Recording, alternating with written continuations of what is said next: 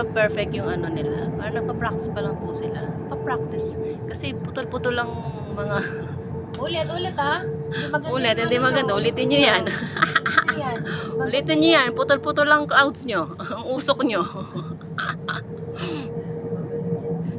Hindi kami satisfied sa performance nyo. Ulit. Kasi sa baba, nalulula ako. Para lang silang toy car. Para lang mga Laruan. Ako, ganyan ginagawa ko.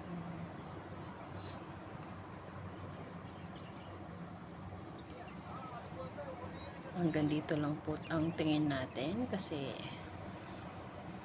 masyadong mataas.